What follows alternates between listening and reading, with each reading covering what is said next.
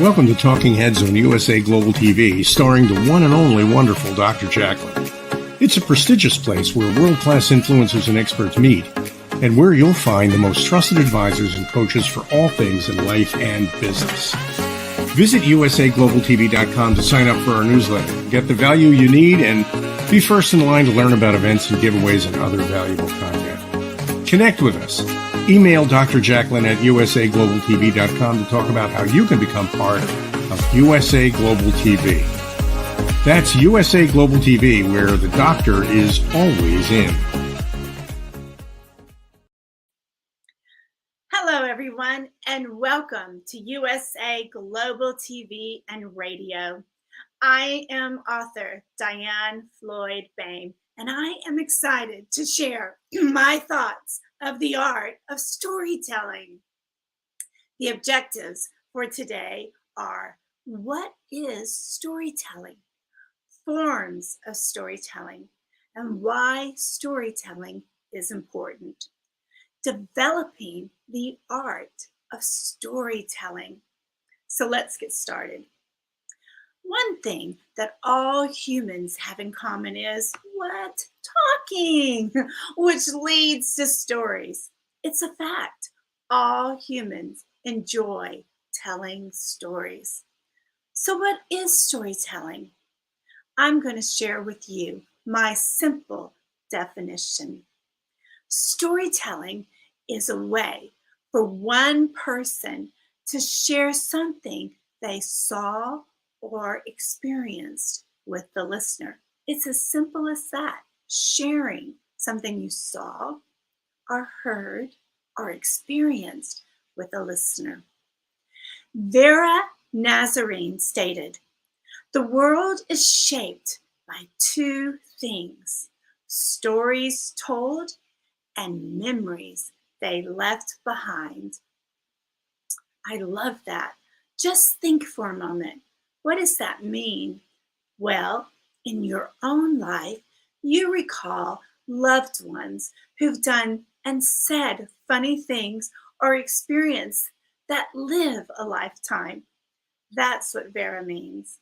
So, for example, one of my sister-in-laws gave our family a story to remember.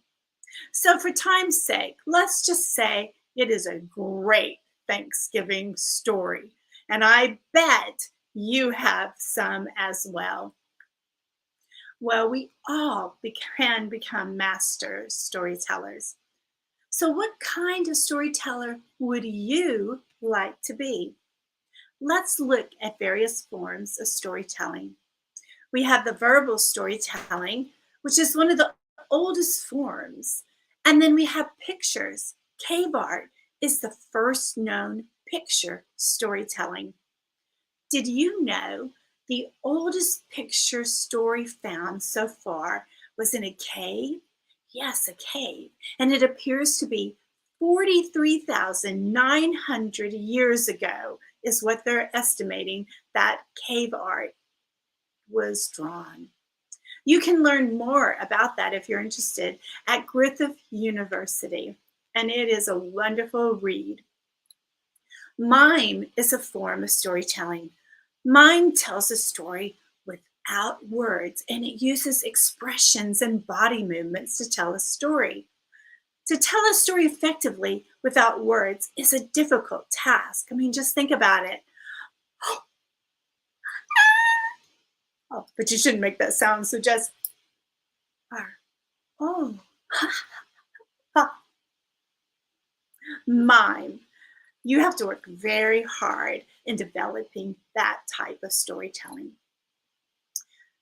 There's also records that show scenes of mime performances that date back to the 3rd century BC in Greece and Italy. And then, of course, you have theater. You have plays, musicals, operas, symphonies, bands, and ballets, and, of course, movies.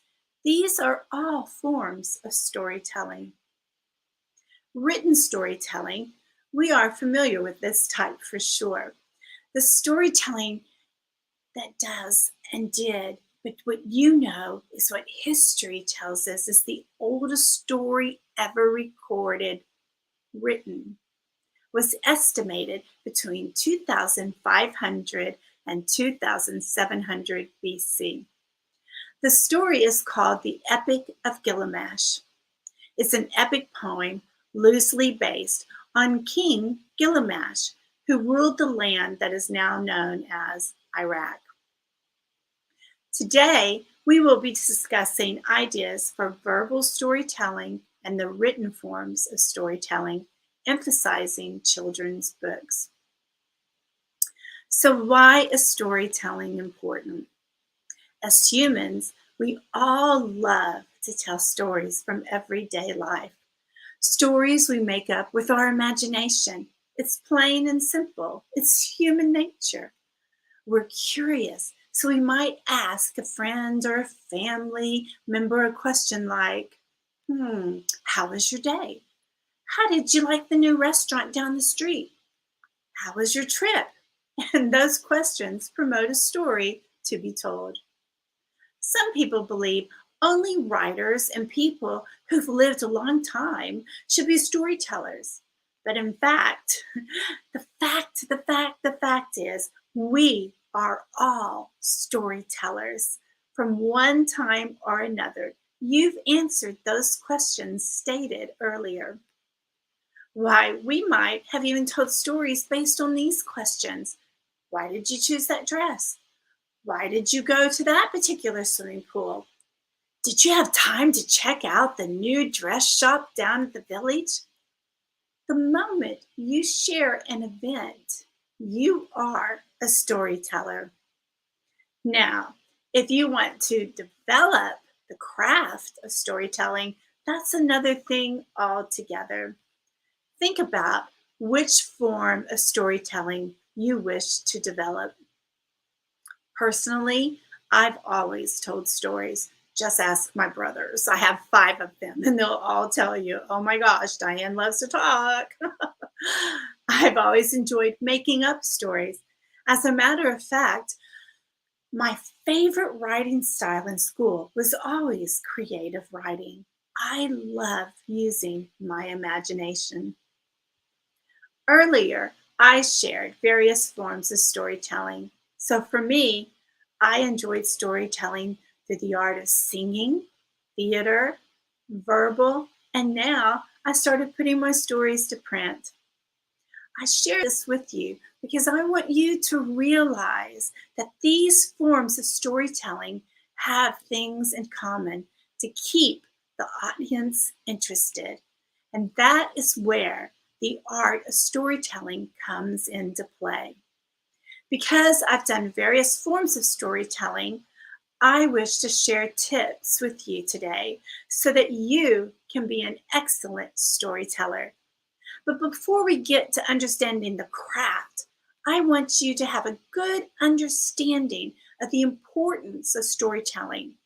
And I believe it will make you stronger, a stronger storyteller. So let's talk about that.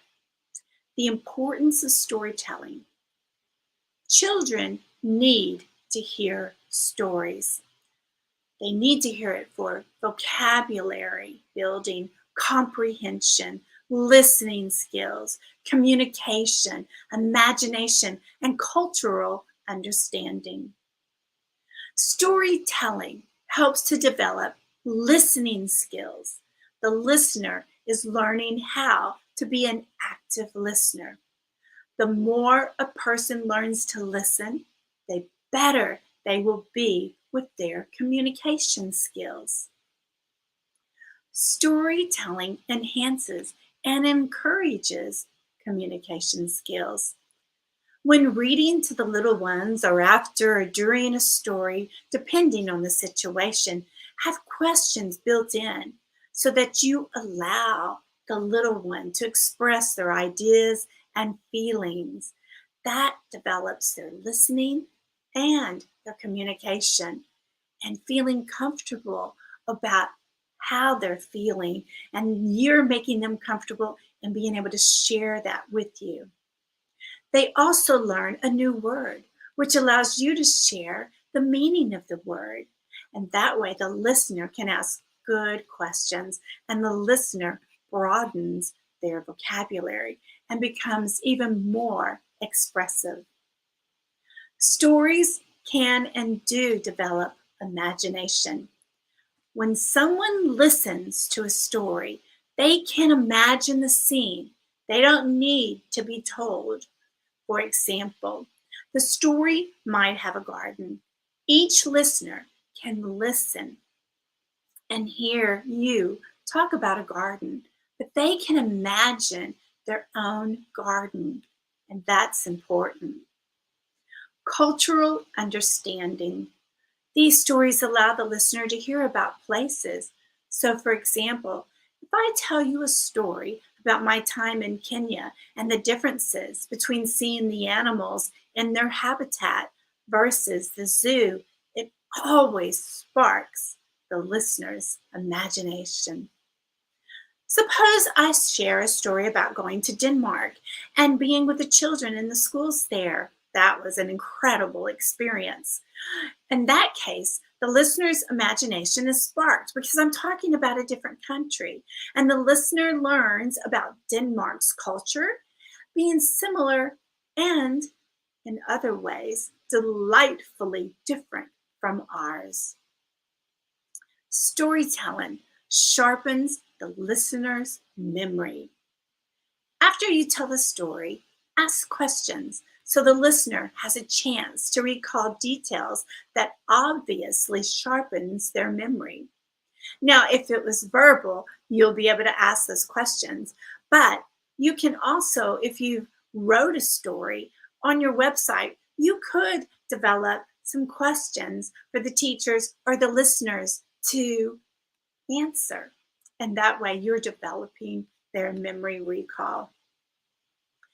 Now that we understand what we want to have happen to someone who's listening or reading our stories, we're ready to think about the art, the craft of storytelling. Developing the craft. Know your audience. You have to know who you're speaking to in order to know how long a story should be. For example, if the audience is young, the story has to be short and to the point. If they are older, then you can develop the story longer. Knowing your audience lets you know what vocabulary level to use so that the listener can understand your story. You want to know what your audience cares about. If the audience is young children, then maybe there's a theme in their unit at school that they're doing right now. Let's say it's teddy bears. Then your story could involve teddy bears, and the unit is all connected together. And trust me, all kids love any story that has to do with the teddy bear. If your audience is car salespeople, you might want to develop a funny story about two styles of salespeople to demonstrate the most effective way to reach a customer and which style leads to more cars driving off the car lot. You want to consider your audience to set the tone and outcome you want to achieve. You want the listener to care about what you have to say. Think about it. People of various ages are used to skimming through their social media. What makes them want to stop and look at that one picture? What makes them want to stop and look at that one video? You have to develop a story that makes them want to know more, to have an invested interest in the characters in your story. In designing your story, ask yourself, what is the purpose of the story? What is it you want the listener to take away with them? The essential elements of a story we all know. the setting, the plot, the beginning, the middle, and the end. I like to include the characters and the vocabulary. So let's take a look at the parts of the story. Characters. The characters need to be interesting and relatable. You want the listener to visualize the character or characters. Your words, your vocabulary, your action words, emotional words, words you choose to help you bring the listener along with you for the journey. Listeners want to be captivated. Think about it. What makes you want to keep binge watching a show or not put that book down? Or what makes you want to keep listening to that story that the storyteller is telling you?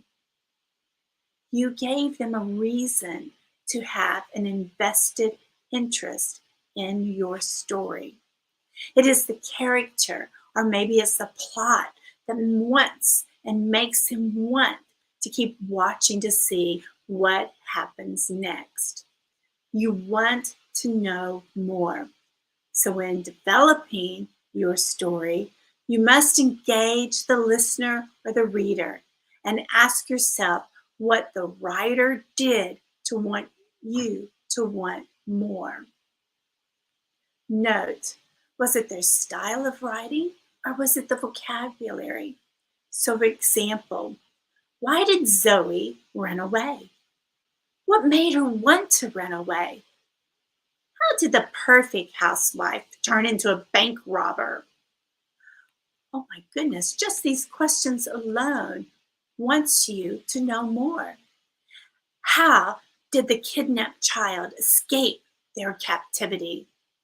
The listener or the reader wants to know more.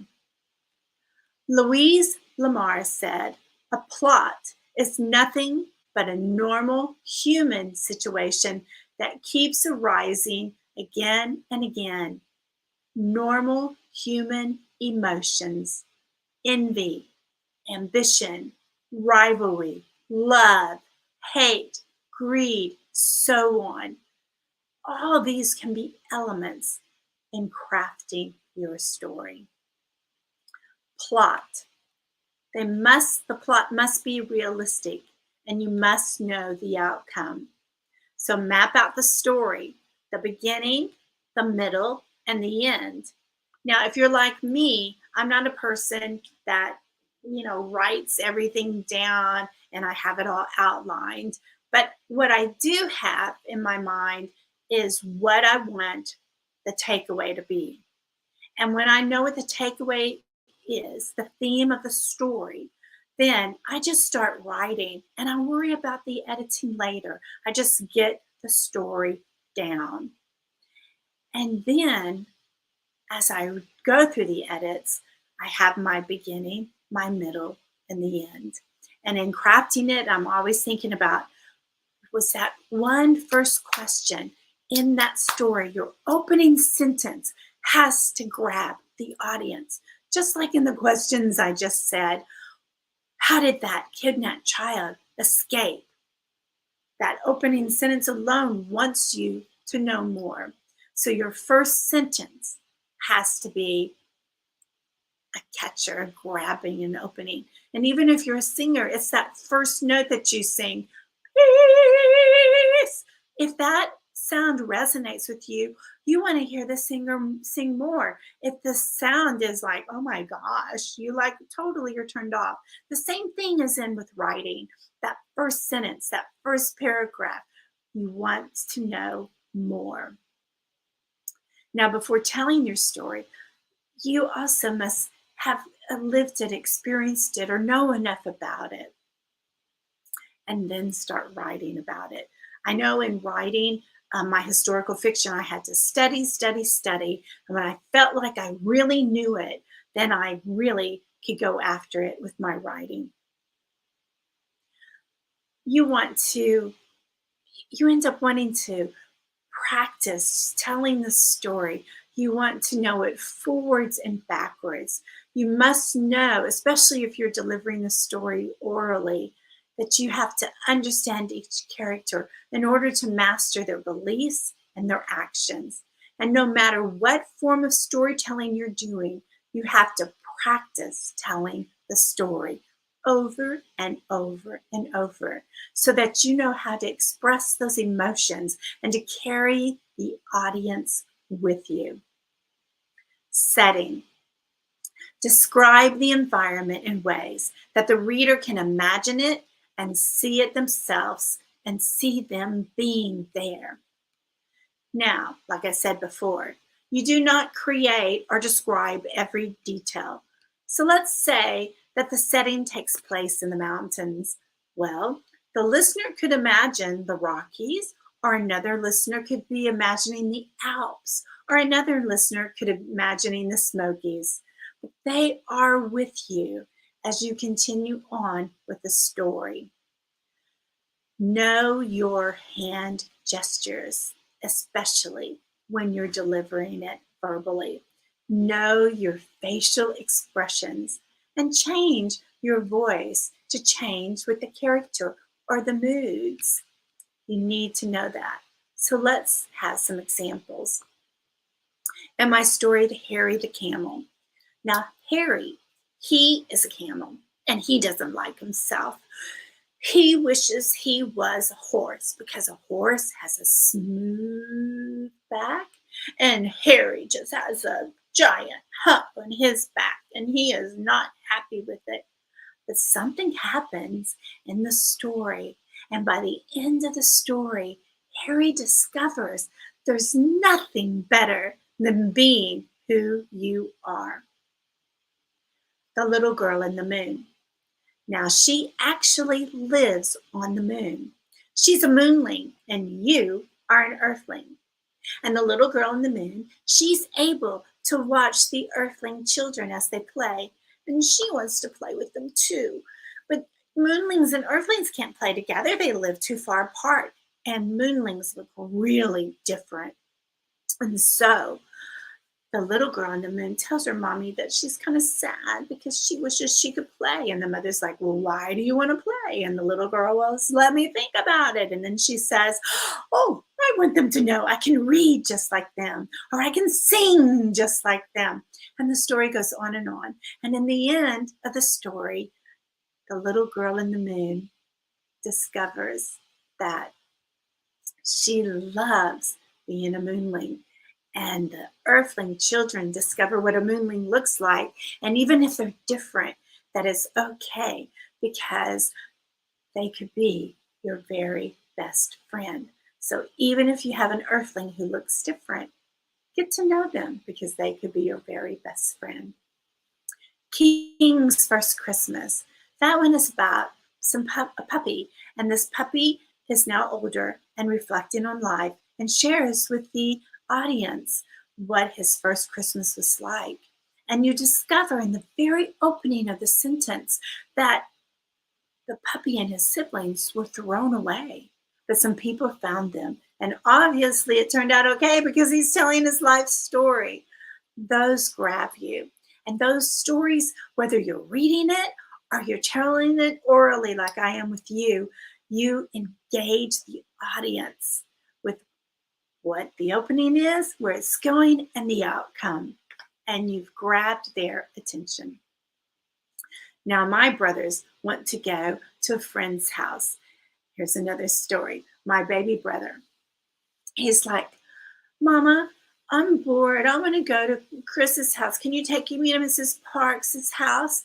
And my mom is like really busy doing stuff. And she's like, no, honey, not right now. Besides, we don't have gas in the car. So my little brother goes and he thinks about it. And then before you know it, he comes back in and he goes, oh, Mama, we have gas now. Don't worry about it. And you can stop what you're doing. It'll be okay. Please take me to Mrs. Parks, you know. And Mother goes, stop. What are you talking about? How do we have gas? Oh, Mama, you know how at the gas station, the man who puts the hose inside that little hole and you get gas. Well, I went out there and got the water hose and I put it inside that hole and I filled it up until the water came coming out. And now you have gas in that car. Well, oh my gosh, that is a story, as Vera said, that is told over and over in our family. And we can laugh about it now, but I'm sure at the time for my mom, it was not a laughing matter. Those are stories that grab your attention. In closing, remember, no matter what method of storytelling you're doing, you must connect with the audience. In closing, remember the words Vera said, 2 things shape the world's stories. Stories told and memories they leave behind. Have fun telling stories. And if you have questions and you want to contact me, you can reach me at my website, diannfloydboehm.com. Sign up for my newsletter to know what special events are happening and in my author world. I would love to hear from you and about your stories and help you in any way I can. Thank you for joining me today with Talking Heads on the art of storytelling on USA Global TV and Radio. Have a great day, and remember, embrace imagination. Till next time on Talking Heads, have a great day.